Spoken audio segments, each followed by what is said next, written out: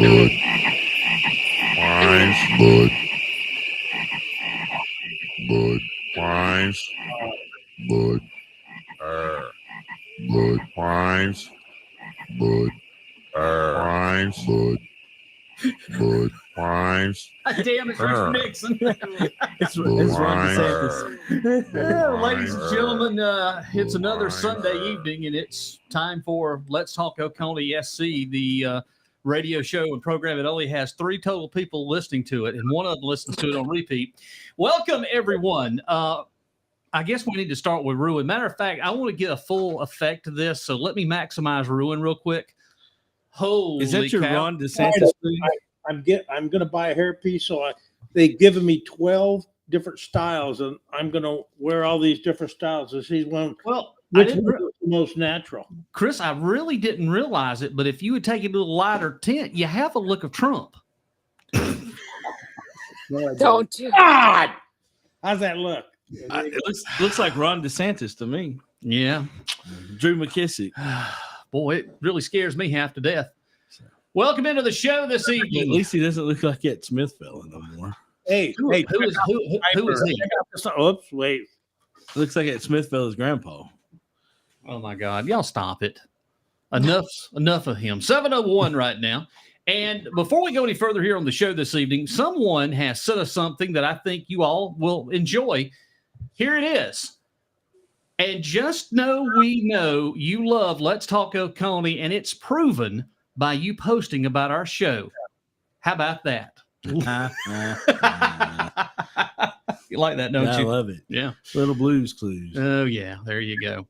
Well, folks, it's another show, and we have a lot to get to and discuss here on the program this evening. And one of the first topics that we're going to start this evening is one that caught our eye about Tuesday, and that is the issue right now with what is happening in the sheriff's office.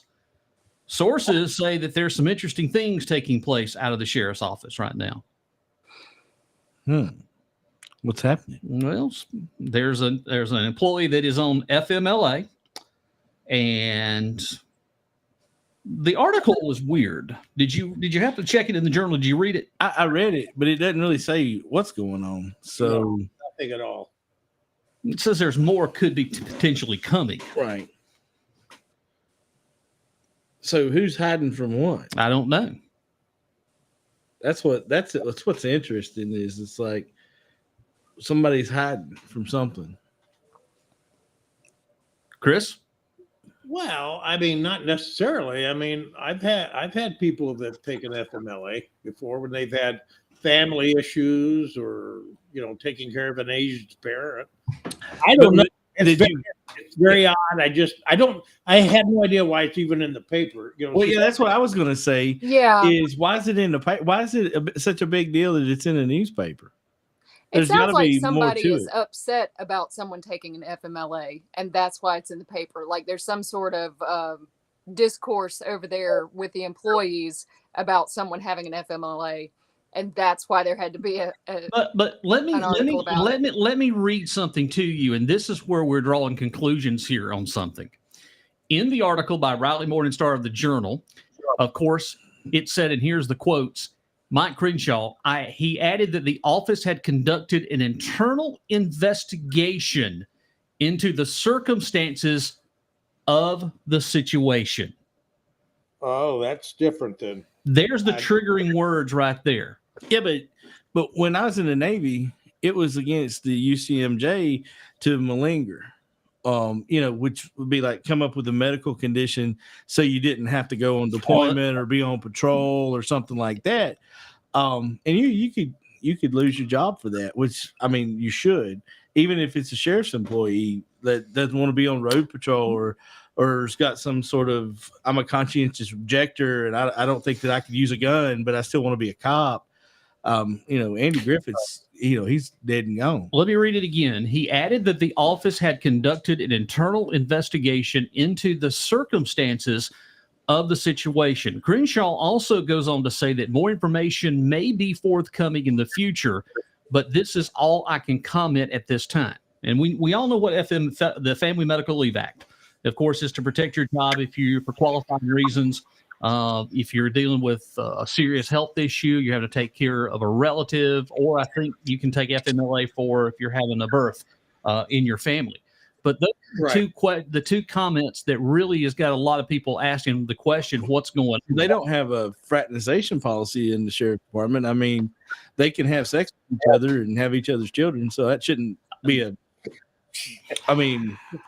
that shouldn't lead to an investigation. Don't laugh. Under the previous administration, that happened. Well, I mean, I'm sure it happens all the time. I mean, so anyway, that's something that we're going to keep our eye on. That was one of the news topics that came up this week. The bad thing about that. Well, it can be for adoption, and it could be for it could be for the time for adoption, and also I think it could be for like court time and stuff for that kind of thing. Can you go to rehab on FMLA? Yes, you can. But that's any illness. I mean, we're just jumping at things: adoption or back surgery or pregnancy or anything like that. So I mean, it could be super simple, or it could be. But why are you immensely having scandalous? But why are you having to do an internal investigation? And why is it in the paper? That's a big point. Why are you having to do an internal investigation for someone that's taking FMLA? So are we looking at some sort of scandal? When my son was in the NICU, we had to give proof that he was actually there. I mean, we had to show. But again, investigation. What are you investigating? He launched an internal investigation. That's the key word right there. I just wonder why he didn't call SLED. Well, he turned everything else over to SLED. That's another good question that you're all posing, these Rannie. Conflicts of interest.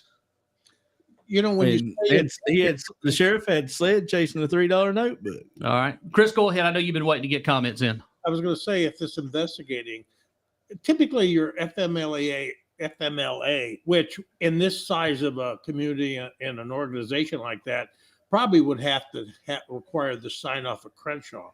It wouldn't be allowed from, say, a captain or whatever the next one is up. But when you start talking about investigation, that's really bizarre. Are you going to investigate? I was thinking, well, then that means, are you going to investigate the person that granted it? Because maybe it was a bogus. It just begs a lot of different questions that makes no sense. So I think by the time we hear something, it's going to be something that's going to be pretty earth-shattering for us around here locally. Chris, I actually agree with you. And again, the comments in the newspaper, of course, Raleigh Morning Star reported this, added that the office had conducted an internal investigation into the circumstances of the situation. And again, I'm going to read this one more time. Crenshaw said more information may be forthcoming in the future, but this is all I can comment on at this time.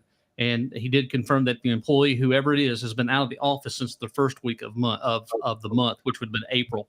So again, like I said, interesting that comment is in the paper. Interesting that there's an issue. So we'll have to keep watching on that and see what becomes of that one. That's definitely something that throwed up some red flags with me this week. It sounds like somebody's in trouble. That's what it sounds like. It sounds like there's a whole bunch more going on. Well, here's the thing. If it was something, if you've been a long-term employee, you would be eligible for paid time off, sick leave, and be able to continue to get paid. Well, I'm looking here on the internet. FMLA in South Carolina is unpaid leave. It's unpaid. So they're not getting paid. And it said a senior deputy or senior person, right? It doesn't say. It didn't say they were senior or not. So it does not say. But you had to at least work there a year and have worked 1,250 hours, according to this, to get it. So, but it's not paid.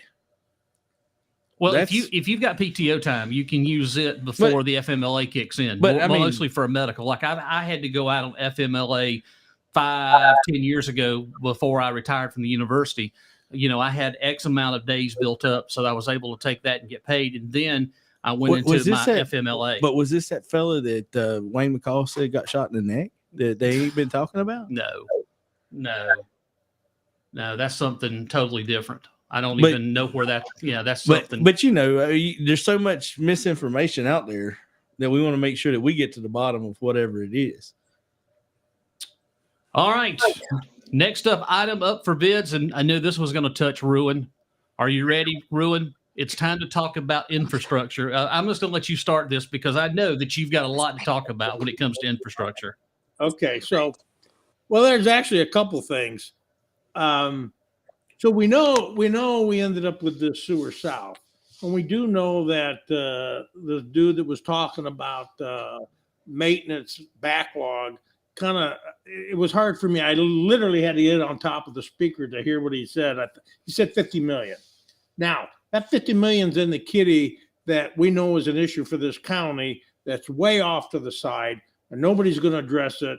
Durham won't address it. It's going to be out of sight, out of mind until something blows up. So poof, you got the money, which I will tell people in the county, I don't believe 50 million. I think it's closer to 100 to 150. You got somebody probably to say, yeah, maybe we could tell people 50, but it's a stretch. 50, okay, we're going to tell them 50. Well, okay. So anyways, now you got everything funded, but you're short. You're short money, not to mention you also have this thing in contingency for these large projects, overruns, things you didn't think about that literally can amount to millions of dollars. We don't have that accounted for. So what's going to happen, people, is you were sold this bill of goods for Sewer South, and I can tell you it's going to cost you a hell of a lot more than what you think it is. So who you have to thank is the OCC. Well, wait a minute. Now, there's something else you need to add to this story, too, that it came out this week, that there is no contingency in the Sewer South. No, there's no contingency whatsoever if they run into a problem with the project. Well, right. what I read and understood, I was saying overruns, or if they miss something, yeah, there's none. And like I said, that could be millions of dollars. Well, what I read was they were $80,000 short of the initial money to get the project started anyway. Of their initial estimate. That was the initial estimate. Right. And then they got extra money. And now if something happens during the project, let's say if they go down and they start bored under Lake Hartwell, which all heck breaks loose, and there's no money to cover millions of dollars if something happens. I can't wait till they get down there digging and they find that albino wombat spider that nobody else has seen, and it costs them $35 million to relocate the damn thing. Then what are we going to do? That's right. Yeah. Hey, can I just add one thing to finalize for my final word? Or it might be a frog they find those, especially endangered frogs. This will be an easy one. I'm going for crustacean. So you know this thing is going to cost us a shitload of money, a lot more. Okay. Now, we never did any due diligence. So what is your payback going to be? 50 years, 100 years, whatever.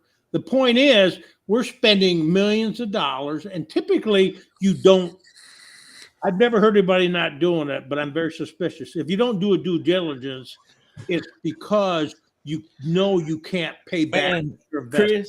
Chris, this whole Sewer South thing's like paying off your kid's DUI ticket. You're not going to get that money back. Never. And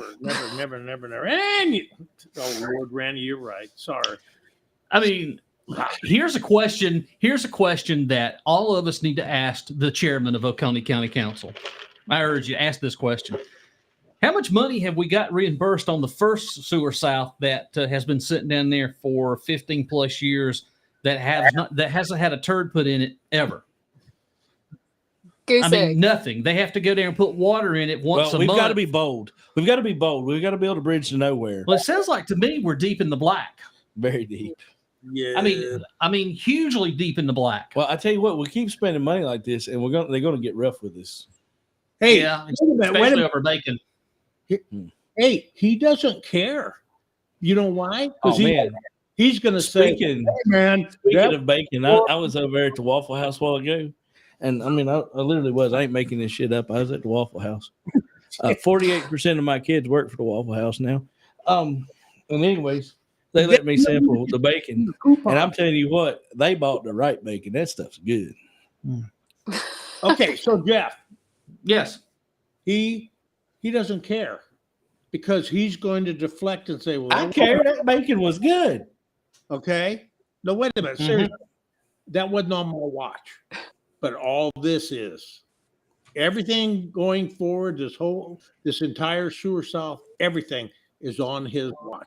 But you watch when this shit goes belly up. I'm sorry, when this stuff goes belly up. I don't know if we're on radio or not. Then they're going to deflect and say it wasn't us. They're going to start blaming everybody else. Oh, they're going to blame me. They blame me for everything. Well, I mean, Yep. They blame everything on Let's Talk Oconee. All right, let's just lay it out there. Everything that's happened in Oconee County is all Let's Talk Oconee's fault.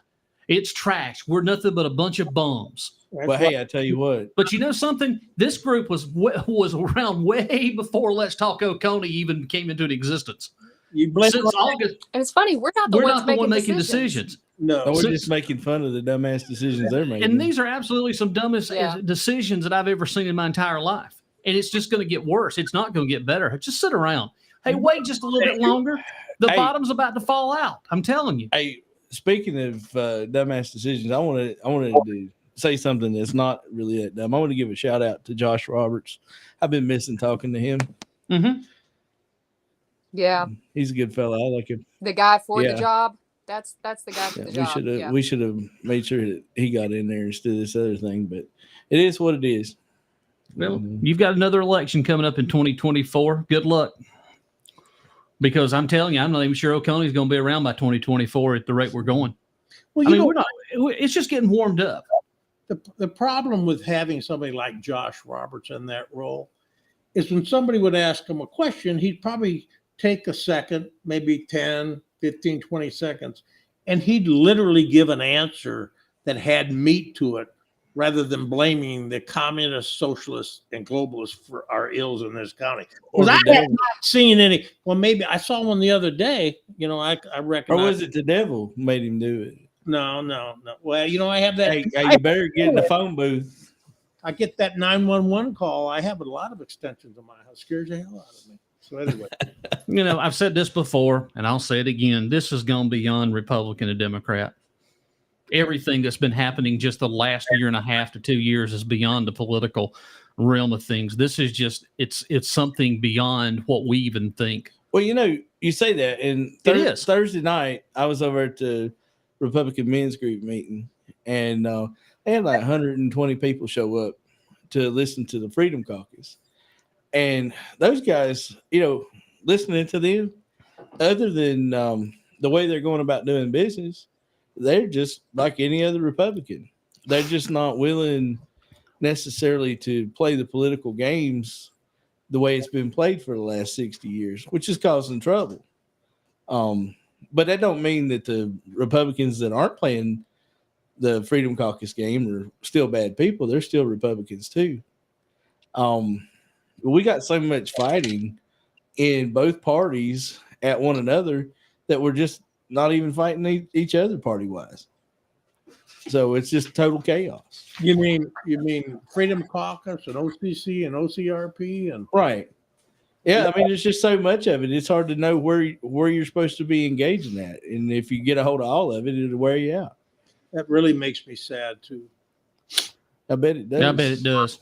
All right, it's 18 minutes after the hour, Sunday evening to everyone, and thanks for joining us here on Let's Talk Oconee SC. I've got something to pass along. There is going to be a golf tournament coming up May 20th, 2023. It will be at the Boscobel Golf and Country Club. This will all benefit, by the way, the Giant Slayer Ministries. It's their first annual golf tournament coming up May 20th. Now, if you need more information, contact Greg Whitfield. I promised Greg and I would get this on the show. 864-324-4396. It'll be a 2 p.m. shotgun start. There'll be prizes first, second, and third. The longest drive closest to the pin, hole in one, and more coming up. What do you and get that is for the Giant Slayer Ministries, the first annual golf tournament. Okay, so Jeff, wait a minute. What do you get for a hole in one? You get a free car? No. Jeff. A Smithfield hand? I want No. Ready? Are we going to talk about the planning commission? These new guys? We are after we come back from a break. Okay, good. Because we got to take a quick break. I need a powder too. And then what now? I need a powder break. I got to fix my hair a little bit. I would say you look like Michael Jackson, but you don't. I swear, if you'd shave the beard, you'd be Richard Nixon. I've never been a crook. I've earned anything I've got. Don't be a Nixon. I mean, Yeah. a Richard. Yeah, don't be a Richard. Yeah. Back in just moments. Stay tuned. Close your eyes, let that rhythm get into you.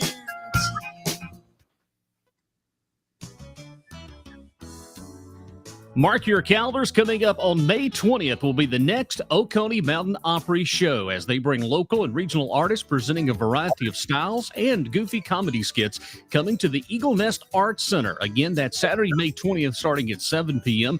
Tickets $10 and the doors open at 6 p.m. Country, acoustic, Americana, who knows? You know you're going to love it with Tim McWilliams, Chad Rawlings Duo, and Helen Campbell.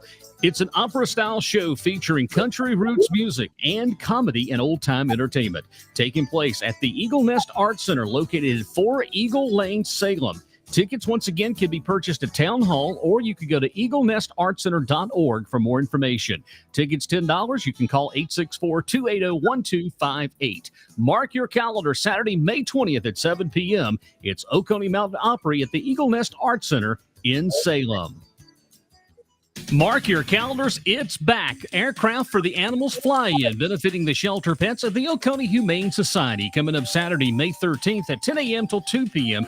at the Oconee County Regional Airport. Join yours truly here, Jazzy Jeff, along with cast of thousands around the world as we broadcast the show on the road with the greatest hits coming up that Saturday starting at 10 a.m. You'll be able to check out modern and vintage aircraft, cool cars, including local cruise-in favorites, British Car Club, and let's see what else, the Ridge Runner Corvettes, and more. Plus, you have your chance to win that $1,000 for the annual golf ball drop. So again, mark your calendars. We're excited. It's going to be a lot of fun. Saturday, May 13th, beginning at 10 a.m. We will take to the broadcast at that time for the Aircraft for Animals Fly-In as the Oconee Humane Society celebrates 50 years benefiting the shelter pets here in Oconee County. Local vendors, kids' activities, food, and fun, all just for you. So mark your calendars and come on out and be a part of the fun. Saturday, May 13th from 10 a.m. until 2 at the Oconee County Regional Airport. It's the Aircraft for Animals Fly-In. We will see you there.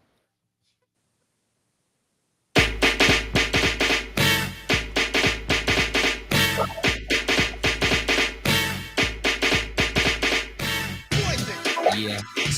Welcome back. Let's talk Oconee. It is 22 after 7, 7:22 Sunday evening. Your weekly adventure into the world of what's happening in the world of Oconee County. Oh, this is a perfect song, by the way. Belle Biv DeVoe, Poison. Right. Yeah. That's how I feel. It's just like poison. Right. So before we get into anything else, I had a friend of mine told me that there's a naked pickleball tournament in South Cove Thursday from 9 till noon.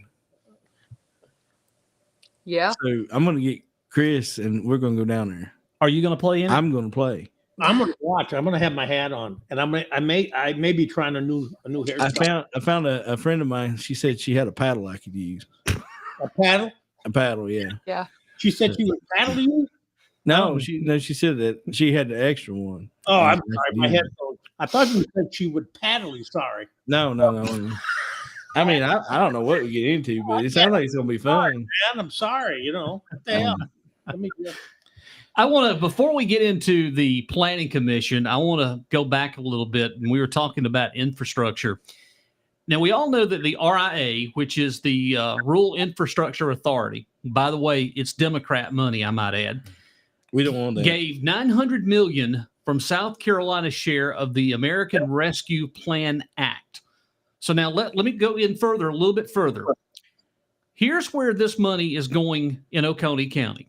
First of all, the Oconee Joint Regional Sewer Authority received about $9.6 million to renovate 25,000 linear feet of its collection system, along with the Flat Rock Pump Station and portions of the Conneross Creek Wastewater Treatment Facility. Okay. Then we move on. Seneca is going to get a new water tower.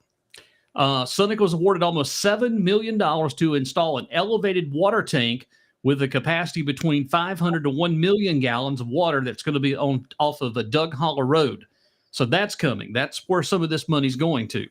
Wahala is going to be getting a $10 million grant that will go straight to replacing the ancient water lines downtown, benefiting 300 businesses and over 3,000 residents, according to the application. The city will also replace 21,000 linear feet of leaking or old sewer lines and manholes along with the Rocky Knoll Booster Pump Station and its water line. Westminster is solely focusing on its sewer system, received just less than $4 million to replace more than 8,000 linear feet of sewer lines and manholes. The project includes about $900,000 in matching funds and would serve 29 customers, according to the application. Again, this is where the money's going.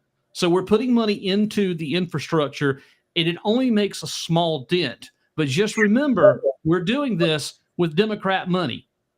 I want to preface that again. This is all Democrat money. Democrats, I might add. The Democrats gave this to the county. I hope that the council chairman will be bold and send that money back. He ain't sending it back. Yeah. No. If he was as bold as he says he is, then we don't need that money. No, we don't. Nah. And we don't need to be spending that money if we're going to cut $1.5 million out of our own budget. We don't need $30 million more. Send it back. Yeah, get rid of it. So we don't need it. We're going to divert some of it to get those signs up on the highway to hurt all women, remind them they're not capable of making their own decisions with the sanctuary for the unborn. Hey, can I say one thing about these funds? Yep. Okay, so here's the thing that's very strange. So, and I want to be careful because we're not talking national, but I do want to give us a perspective on something from a size perspective. So you look at here, we're talking about this infrastructure, and local infrastructure. We talk about the planning. But here's the thing: when you look across our country and you look state by state, South Carolina, according to AAA, has about 25% of the bridges in our state are substandard, dangerous. Okay, they've been tagged as needing repair. Now, almost all of those are in Oconee County. Well, I'm just saying. Not to interrupt you, Chris, but you're right in what you just said. There's another bridge that was put on the closed list, and that's on Burt Tanyard Road. It's the cut across between 183 into Salem. They shut it down this past week because it's failing. And we've got a total of 4 bridges in Oconee County that are substandard and are out. Okay, now wait a minute. But you said something important, both of you. Substandard and out, meaning closed. The majority of these bridges are not closed. They're being used every day. Let me give you an example. I had a contract in Minneapolis. No, wait a minute. I wasn't retired yet. I was working in Minneapolis. 35 West was a road I traveled every day in Minneapolis, St. Paul. That is a bridge that collapsed 10 years ago it's an interstate. Yeah, I remember that. It collapsed and 13 people died. Okay. So when we look at all these challenges that we have across the country, and these guys don't want this money and they want to guys, you have families in this county that you take on trips in our state. And literally, and I don't want to scare you, I'm just telling you facts. You have bridges you're crossing that have been tagged by the state as literally passable, but they do know they're substandard in their game. But Chris, this is not new. It's not new at all. The only tunnel in South Carolina has been closed since 1865.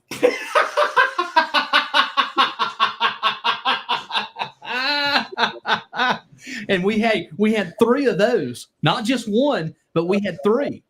Did you know that? Yeah. We had Saddle Tunnel, Middle Tunnel, and Stuff House Tunnel. And Stuff House Tunnel was the only one that got farther. Roads, bridges, and tunnels is not something South Carolina has been very good at all, ever. I'm not disagreeing. I'm just disturbed because I just looked and I thought, look at my eyebrows. If I'm going to go with this one, then I got to color my eyebrows. I'm going to do something. I just can't I like the black. I just can't do it. So, anyways, but for real, if you're looking at the county, you also have to look at the state. Talking about the state, we took all of that. McMaster took all of that money from all the COVID money under the pretense of fixing our roads. And then he said, nah, never mind, just kidding. And he put it in a fund or like a rainy day fund. So now we're not even fixing it. I don't know if you was looking around, but it rained all weekend. Yeah, but still, we're not using it for what he took it for. He said, "Oh, we're going to use this to fix our roads." Well, Cathy, now it's been put in this fund. We are using it, but it ain't here.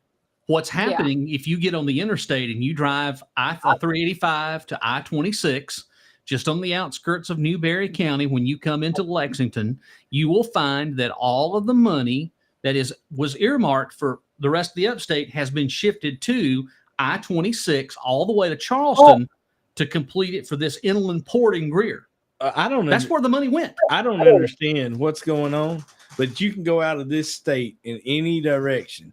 You can go into Georgia. You can go into North Carolina. Even Florida, Alabama. Florida. Well, you got to go into Georgia to go to Alabama or into Virginia. And your car rides different. It's just completely different ride. Yep. Well, it was if you come across the state line on Highway 107, South Carolina 107 at the state line between Jackson County, North Carolina, and Oconee, it was that you wasn't guaranteed you were going to get into Jackson County from Oconee side because of the massive potholes. But now what they've done, 4 miles. Yep. Instead of paving it where it really needed to be all the way down 107, we just stopped at 4 miles. Right, just below the fish hatchery is where it goes back into the potholes all the way in. Yeah, but that's because you got those folks that travel and come across 130 and go up 107. They're just coming through the north end of the county. Route 11's pretty nice, and they've done well for the tourists that aren't spending money in our county. Well, I can tell you, but those are state roads that are very, very much wanting to push tourists out of South Carolina into Highlands. But that's because those elitists that live in Cashers and Highlands and places like that have influence on the old guard down in Columbia and say, hey, the roads we need to use, you're going to take care of. Yeah, but I can't argue with you because I think you're right. I can't argue that. But it's true. But if our county council chairman, if he had that kind of clout, maybe we could get some roads anywhere else in the county. You ever understand why in the state of South Carolina, when you're approaching a bridge, all of a sudden people are passing you? You ever ask yourself that? It's because they're getting a running start. That's the case. And there's this one up there on Long Creek. Make it across, but that really. So there's a bridge on the other side of Long Creek up there. I thought I had to get in the General Lee to just get across it. but and blowing my horn and looking, trying to hear Dixie, it was crazy. But when we go back to the moral, I knocked out this tooth right here. Oh shit! On the steering wheel. Well, major bridges on the trailer damn near flew off the truck too. People need lost 2 Harbor Freight lights. Out of sight, out of mind when they're out with their families because of the misappropriation of funds. You do not, and this is across the country, and it's happening in South Carolina. So, anyways, there you go. Let's get on Chris's best subject. It's time for him to talk planning. Oh yeah, isn't this cool? Well, the planning's over in this county. Yeah. So we got 2 new planners. Now I don't know. Actually, I've never actually been introduced to them. I know them by reputation. I don't know the Adams guy. I know one of them had a real potty mouth at one time. Yeah. Well, if he don't get his way on the planning commission, he's going, I'm out. No, before that, this, but go ahead. Okay, well, Haney was the one that I saw on video. Man, that is one scary dude. I sure as hell be yes sir, no sir. But here you go. You got the planning commission. Now, you had Nix on there who basically has paralyzed the commission. They won't react on anything. And as I told them, guys, and we're seeing just the cusp of it now with this $50 million that we know we can't do anything about. It's going to get worse, and we're going to have these failures. So as a consequence, you now have 2 more guys that are Durham's people. You got Nix, you got Haney, and you got these Adams guys. And what's going to happen is these guys will not fart unless Durham gives them permission. Not even that. All they're going to do is sit there and pontificate about the Constitution and this, and they're not going to do anything as it relates to any type of proper planning in this county. And it's not a matter of density and housing, it's a matter of infrastructure implosion. The only one on there really speaks up and they know they got a tangle was that Teresa woman. I mean, she's tough. The problem is she's pushing a rope. So my recommendation is, why don't you put the monkey where it belongs, right on the council? Because we know the planning commission is ineffective and is providing no utility in this county. They should just dissolve it. Yeah, Well, but then who's going to argue about what a junkyard is? exactly. Well, nobody. Don't We won't get part two. Don't call What them is a junkyard? Don't call is it a junkyard or is it the 123 annual yard sale?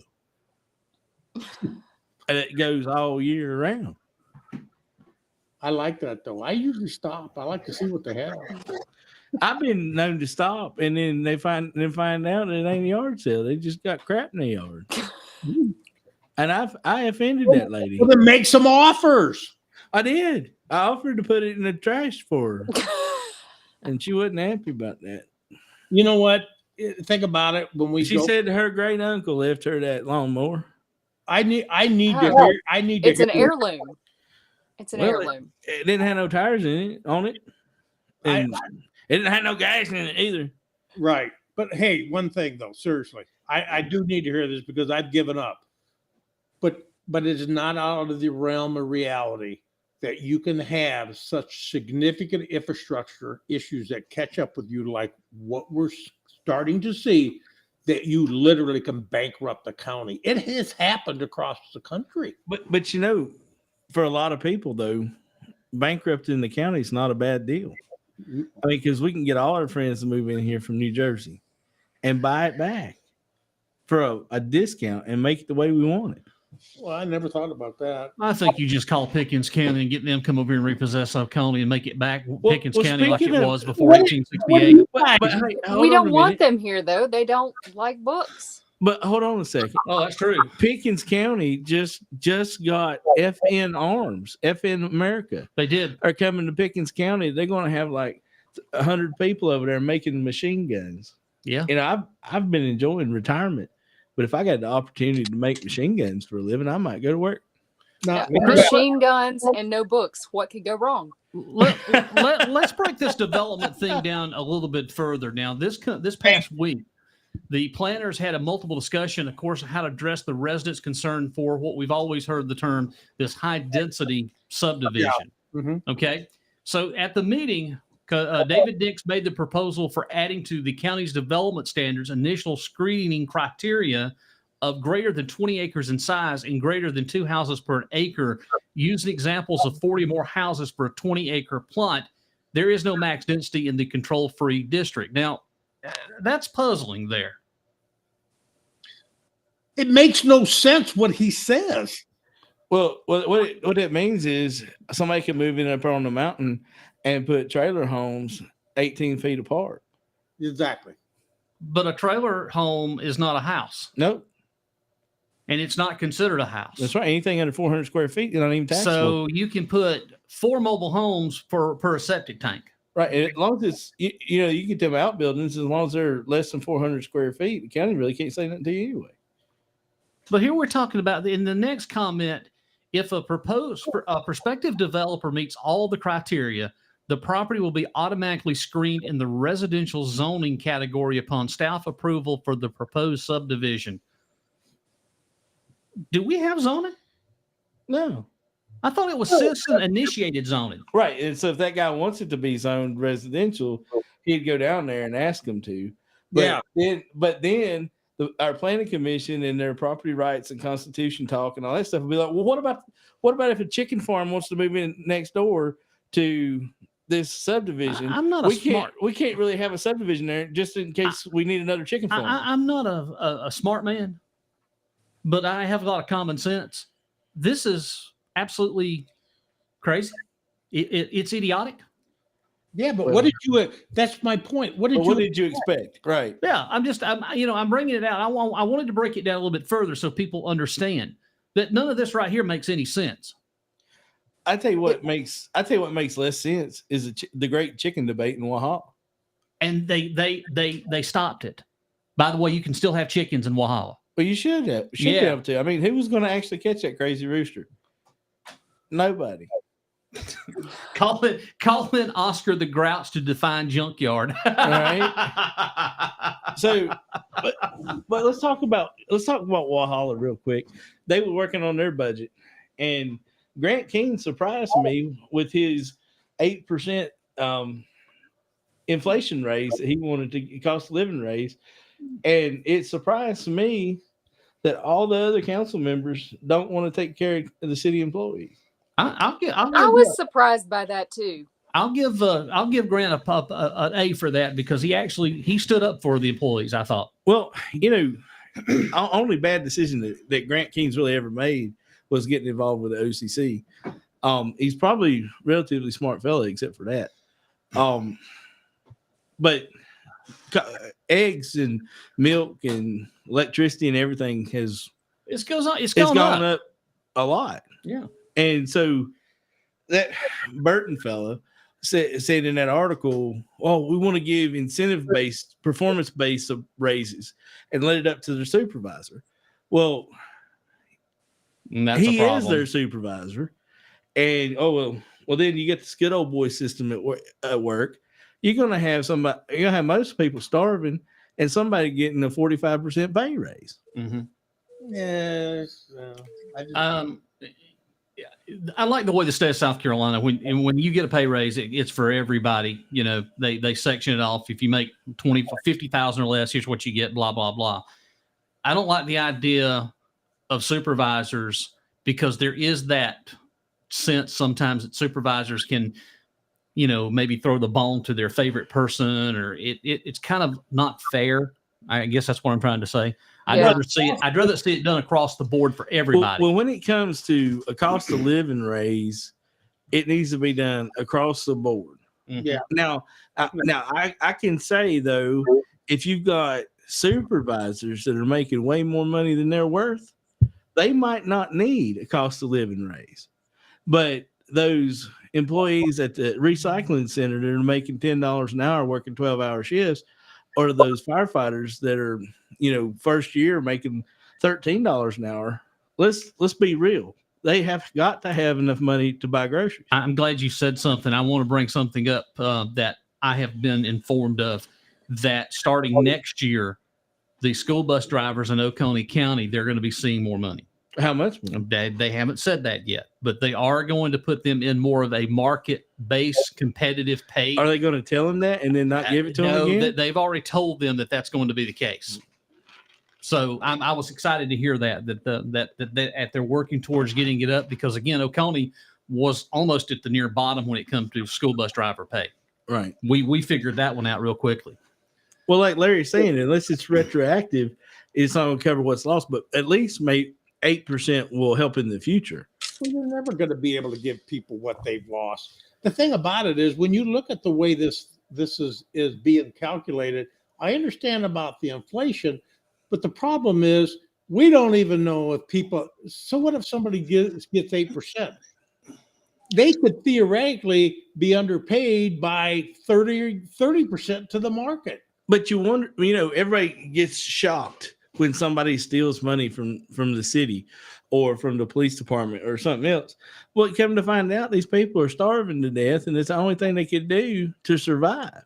Yeah, you go in there to city council or the city office to pay your water bill, and you wonder why you get cussed out by an employee.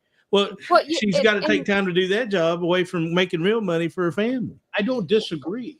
I just don't. But the problem is everybody is talking about giving people raises with not understanding what the market is. I'm saying there are people overpaid, or can't, once you've given people money, you can't do anything about it. But these people that are underpaid, that are against the market, compensation is never easy. It's a tough situation. We don't even know where people are paid in this county, and people are getting screwed in the process. The second is, wait. The second thing is, when you start talking about people giving people the money, everybody the same, I disagree. Yeah, but you got to think though, if the manager of Waffle House is making more than the fire chief for the city of Walhalla, we got a fundamental problem. Rannie, they're two different jobs. You got the private market, you got county government. You've got people in county government that you need to understand what the market calls for their pay. I mean, it's, where's the competition? How do you know it's even fair? The only way you know it's fair is what the market tells you it's fair. But you kind of got me off track, because what I want to understand here is we talk about giving everybody equal. Everybody doesn't work equally. You got people that do crap jobs while everybody else does their job. You're not going to turn around with people that you favor and get them 40%, because no leadership's going to let you. But if I got somebody that's a cancer to my organization, I'm not going to give them squat, because I want to force them out of the job. And I'm going to take care of the people that work their tail off and don't give me crap about, well, geez, it's 5 o'clock. I got to get out of here when we got an emergency or something. And that's reality. That's But you've got people running these cities like Westminster and Walhalla that aren't making what fast food managers are making. And that is fundamentally a problem. Then if you do the analysis properly, Rannie, you'll understand that they're underpaid. So you pay and compensate them properly, right? I absolutely agree. But how? Okay, now here comes the big question. Tell me how you fund that. That's different. That's a different. No. Well, yes, how do you fund it? How do you fund that? Hospitality tax. I will tell you. How you No, fund you it. don't use a hospitality tax. You use that hospitality tax to build a greenway. I'm going to tell you how you fund it. First of all, let's understand what people are worth in the market and what the money's going to be. Okay. Now, at that point, you're going to make the recommendation. And what can happen is this: you either fund it through the taxes or productivity or whatever, or you simply fess up to the world. Guys, we're poor in this county. We are so scared of doing anything with the budget to pay you your compensation. You better start looking for other jobs or you're going to get screwed here. That's what you do. Quit lying to people. Quit telling them stories to keep them when you're too damn cheap to pay them what the market is. Period. Right? Well, looking at what Luke said there, do they have the money to pay him? No, they don't have the money to pay him because they've been so they've been so interested in cutting the taxes and not looking at the realistic needs of the county and the local municipalities, that they're so far behind now that their employees are going to starve to death. But you shouldn't be raising the other thing too. Understand how much? Sorry, Cathy. It's okay. The other thing too. Did you read the rest of it though?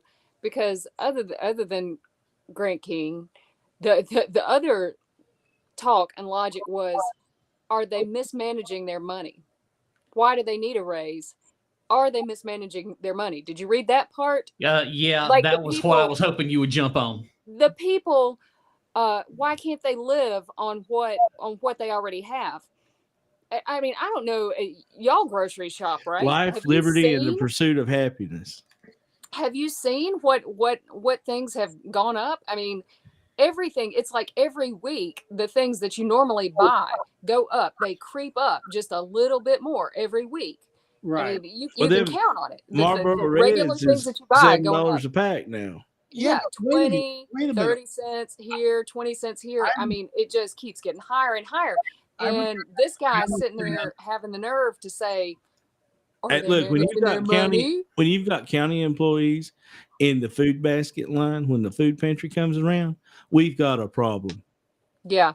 But that's a problem. Seriously. And I tell you what, them city administrators and county administrators and the county council should be damned ashamed themselves when they got county employees lining up at the food pantry. But it's worse. Well, yeah. It's worse and than when you've got some of them that are, I mean, I agree, Cathy. I respect and I understand and I agree what you're saying. But the issue is this: you can't throw money at it without understanding how much money keeps you competitive with your employees in the marketplace. And then after that, maybe they get Dave Ramsey down here to show the city employees in Walhalla how to manage their money. No, it had nothing.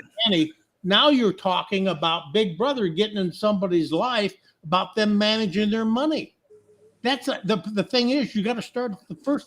You have to understand what the market is and what the fair pay is for these guys. We sit here and we talk about prices in stores. Everybody suffers from that. But we're forgetting that the whole thing is to understand where the market is and what is a fair salary or a fair pay for everybody. And then that's where you start. And if you got to raise taxes, you raise taxes, or you shut, or you just don't pay people and they're going to leave. They make it so complicated. Unfortunately, the people aren't going to leave. The people are going to suffer. And there you go. And the people are going to suffer. That's the thing about it. How many backpacks are given away at the elementary school for the feed the kids on the weekends program? Yeah, a whole bunch. And then take a look at that, and there's probably some HIPAA, some sort of rule that says we can't get the data as to who the kids are. But if you could take a hard look at that and see how many city and county employees, children are getting that, then take that over to Mr. Burton and to Mr. Keene and all those folks and say, look, the community is feeding your employees. Yeah, but okay, so let me ask you guys a question, because somehow this is not getting through. We got this, we know that there are people that are probably overpaid, but the issue more is people that are underpaid. So let me ask you, how do you know how much they should be making? You can't guess. How do you know? Tell me. I know how to do it. Tell me how we know. Chris, let me answer this question. Okay. I worked in public service. I worked for Clemson University, which is a state agency. And I can tell you without a shadow of a doubt that it boils down to a few jobs that they'll take a look at what the market analysis is. But for the most part, they make up their own salary band ranges. That was at Clemson University. Yes. So in the state of South Carolina, that's what they do. County government does the exact same thing. It's one or two. Hold on a minute. It's one or two people that they take a look. If there's somebody they really want to recruit into work, they'll take a look at a market analysis and they're going to pay this X person $70,000. But if it's not one of the positions that's on top of their radar, they just make up the salaries they go along. That's both in the government but that's not how the private works. That's not what private industry does. Private industry, they take a look at market analysis with a compensation plan. And that's for everybody now that's being hired. You take a look at the grunt workers all the way to the middle class workers and up. They're based on market pay. Teachers are now starting to get paid on market-based pay. And I'll tell you this, teachers in South Carolina is still making 30 to 40% below the national average. Yes. That's fact. Okay, now let me. They're going to be making a whole lot less now that House and Senate passed that voucher bill. So you can give it to the churches. But guess who has to fund that? County government. Right. But it's not going to go to public schools And- to public school teachers anymore. Yeah, And public sector. When you talk about these people being screwed and people not having a chance and being told this is it, sounds to me like that's socialism to me. You need to run one of these jobs like it's a business. Well, here's the problem, Chris, is the Freedom Caucus and OCC will make sure they tell you that South Carolina is the bluest red state around, but they're the ones, the OCC and those are the ones making the bluest decisions. Yeah, but I agree, Randy. The problem is these guys don't know what the hell they're not you, but let's talk about that school voucher thing for a minute. Well, hang on just one second. What he was saying, I just want to reiterate what he was saying about the government jobs. When you work for state or for the county, also with those salary bands, there's going to come a cap. Mm-hmm. So no matter how long you work, no matter what you do or how well you do your job, She's right. you are going to get to a cap, and you could work for 30 years and you're going to hit that ceiling and you are never going to get anything else. And it doesn't matter what the market value is. And then it doesn't matter what you do, how much more education you get, you're going to hit that ceiling and you're not going over it. But that's socialism. You'll have to leave the job. I mean, you're right, Randy. I mean, I never had that luxury in private industry. I had that.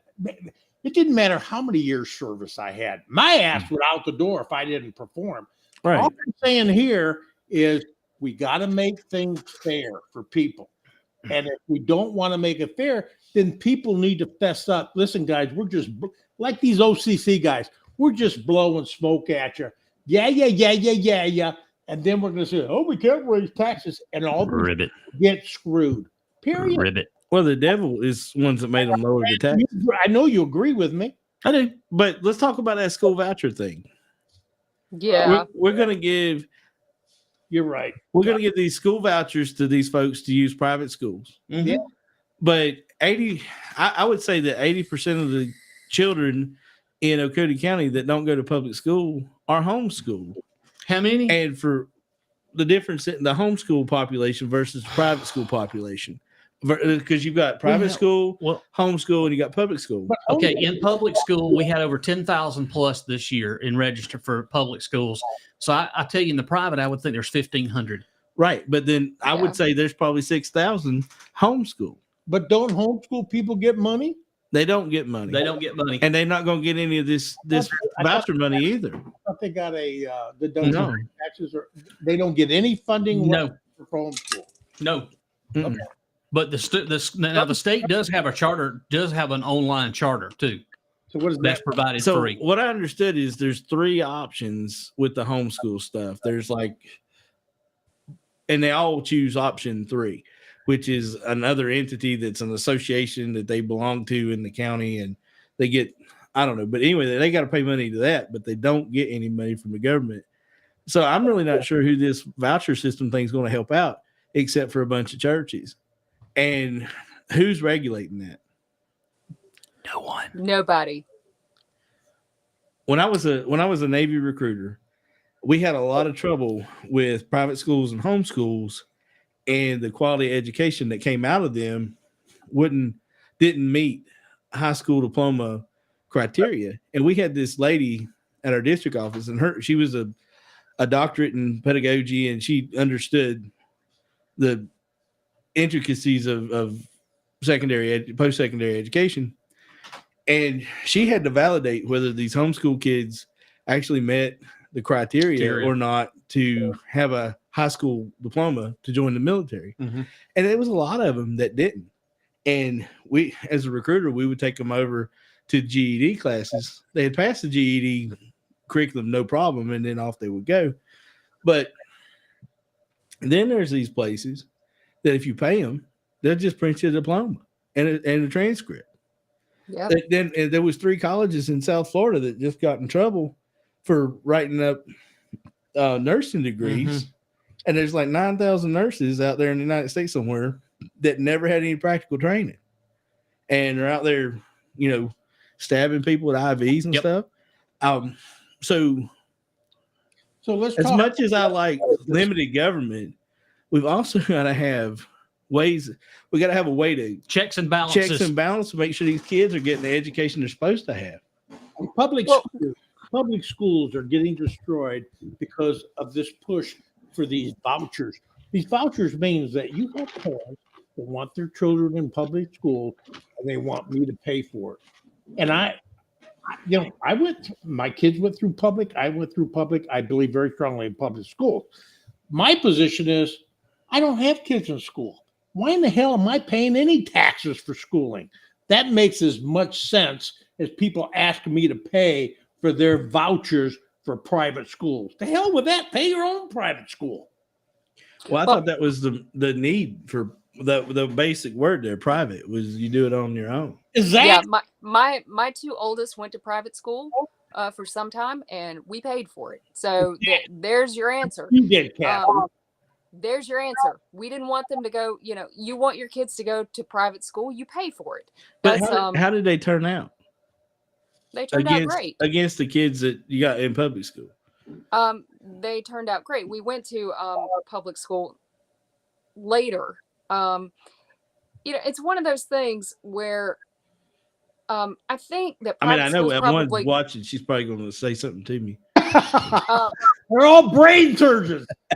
I'm getting a hair transplant from one of them. But the thing about it is, I think it's private school's probably great, depending on. I'm going to say for elementary school. Yeah, there she is. But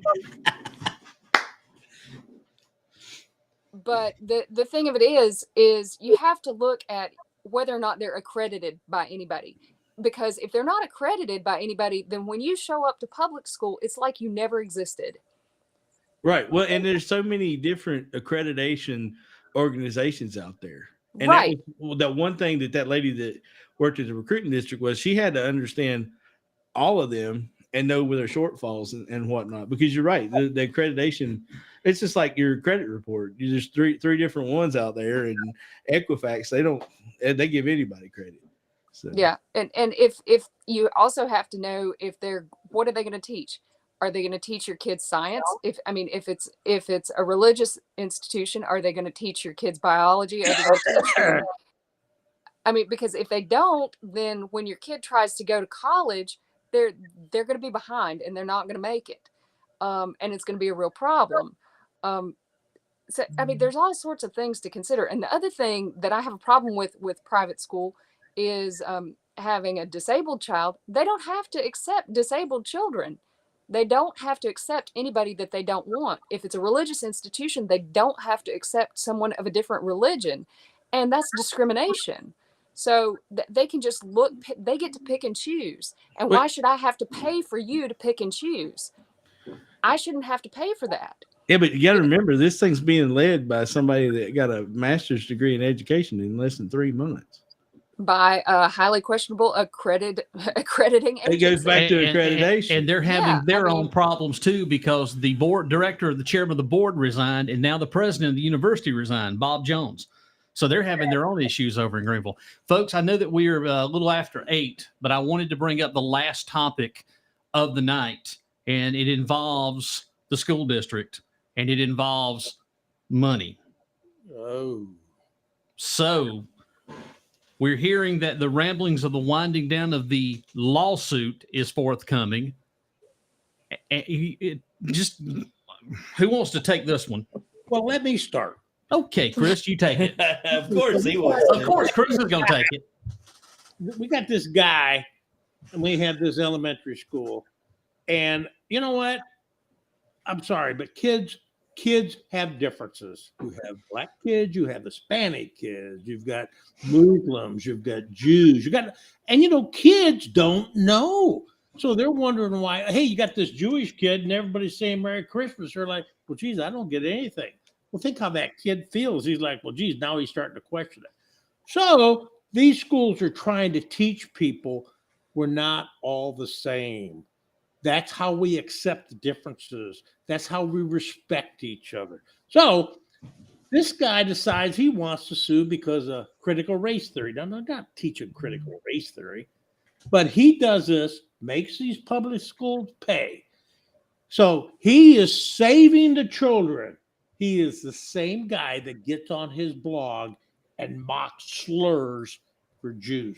So you tell me how that is. What type of example is that for our county when you're trying to teach kids to get along and respect each other, to be good citizens as they become adults? It's just nauseating to me when this guy thinks he's some warrior and all he's doing is screwing our children out of a good education. Well, Chris, Friday morning, I was at James Brown Elementary. I was doing a bee presentation. I think there was like 4 or 5 different people up there with, like, the fish hatchery was there, and somebody had a garden and stuff. And I had my bees up there. We were showing the kindergartners our stuff, and it was like 5 classes that rotated through. And not one of them, not 2 of them kids, they wasn't a set of twins in the kindergarten. So not 2 of them kids were the same. And they were from all walks of life. There was one little Honduran kid in there that couldn't speak a lick of English. And, his days got to be different than Billy Joe Bob's kid. And those, I think those kids are going to understand it, but their parents don't. And that's what's sad. Yeah, it's incredibly sad. I mean, let me just say one really quick. Hey, what did Mike say? You didn't see it? No, what did he say? Yeah, Mike just posted, careful what you say about the lawsuit, or you may get the next one. I'm a warrior. Mike Cox. I welcome it. Let me say one thing. When I was 6 years old, there was a lady that worked with my mother. She was black. And I remember I was on the back of the station wagon, 6 years old. We're driving. She needed to ride home. My mom took her home. I'm driving home. I get close to her neighborhood and I say, her name was Ruby. She said, just call me Ruby. She goes, Ruby was in the front seat. I said, Ruby, why are you colored? I thought my mother was going to have a stroke right in front of me. Hell, I didn't know. All I thought was, well, she's a different color. I said, why are you colored? She looked at me and she said, well, Chris, God just made my skin darker. We're all the same and God loves us all. And I said, oh, okay. That was the best lesson I ever got. But the point is, kids know there are differences.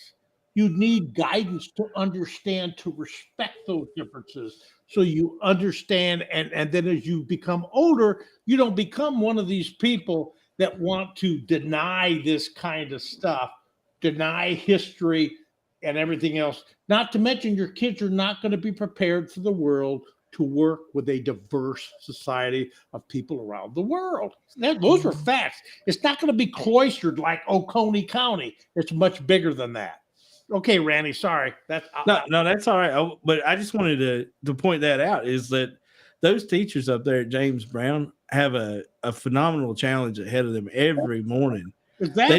They don't know which kids have gotten to have breakfast before school, or which one saw mama get the heck beat out of her, or which one that the kid gets up on their own, goes to school because mama's high or making meth all night or whatever, or just a regular old kid. They don't know, and they got to have a certain amount of empathy exactly for each of them students. So this weekend, after I left there for this was my community service weekend, I guess. After I left James Brown at lunchtime, I went and loaded up the trailer, and we took our Trail Life kids. Trail Life USA. It's like the Boy Scouts, except for without all the problems. And it's unapologetically a Christian organization. And down in Belton, South Carolina, at Camp Aiken, that's the national headquarters. We took our boys from Mountain Rest, with 13 boys, and we went down there to compete in woodlands activities like fire building and BB guns and archery, and they had axe throwing, all kind of stuff. Well, anyways, our boys brought home second place in out of 11. I was real proud of them. But they got to experience kids from all over the upstate, and each one of them troops is different. We got these mountain boomers up there, and they were competing against folks from Greenville and Simpsonville and Liberty and Rock Hill and all over the place. And those city kids are a lot different. When it started raining at night, they was ready to go home. Our kids is out there dancing and playing in it and just having a good time. So, but there's differences in everybody, and teaching that empathy is important. And I think it was fundamentally wrong what that big doofus did suing the school. Yeah. Cathy, I'm gonna go ahead and let you go next. Yeah, I agree. I think what it started out with was like sensitivity training for the staff. So because a lot of times you don't realize that I don't know, maybe your own where you're overlooking things when you're dealing with children, maybe your own. My gosh, Cathy, if you grew up here in Oconee County and you went to Clemson and you got a degree in education and you came right back here to Oconee County, what exactly life experiences do you have? Who have just you the seen? people you've been around. Right. The people you've been around. So yeah, I mean, so you don't really have anything to compare it to. So, asking you to look around and step outside your comfort zone and think outside the box and put yourself in somebody else's shoes. I don't think that's hurting anybody. And, my son is very different, and I appreciate anybody who is going to ask a teacher to treat every child as an individual. And that's not just about race. That's not just about gender or parents that are different or children that are different. That can apply to disability as well. So I don't have a problem with what they're doing, and I do have a problem with downing them for what they're doing. So yeah, I hope they come out on top of this. I really do. And I hate that the district has had to waste $10,000 defending the fact that they were asked to be sensitive to children, because children should never be made to feel bad about who they are, where they come from, or the people that love them, or anything else. Exactly. But I think history will show. Well, the future will create an idea of whose parenting skills work out better: the guy that sues the school, or the guy that asks the school to be nice to the children. And there's a big difference there. Big difference. I'm sure we're already seeing it. Oh, we are. Well, folks, that's it. The show is over for another Sunday. I still can't get used to this wig you're wearing, Chris. It really. Hey, it's one of 15, man. I'm just testing them. You got different colors because you really need different colors. Yeah, I do. I need to get you some orange sunscreen and some blonde hair, and you'll have it made. Look at the side. Okay. All right. Well, folks, we appreciate you joining us. Randy, good job tonight. Thanks. Kathy, good job tonight. Thank you. Chris, keep living the dream, Chris the Grumpy Frog. You are the Grumpy Frog, right? Oh, yeah. Grumpy Frog, Yep. What was I? Mine Junkie Jeff? Yeah, but I'm reaching Rannie. You're reaching Rannie, baby. I tell you what, that guy couldn't reach me if he had a 10-foot pole. Catch up, brother. Catch up. He's too scared to get close. Yeah. All right, folks, have a great week, and we will see you next Sunday for another edition of Let's Talk Oconee SC. Have a great evening, everybody, and thanks for joining us on Let'sTalkOconeeSC.com. Yo, sound the bell. School is in, sucker. Can't touch this. Give me a song or rhythm.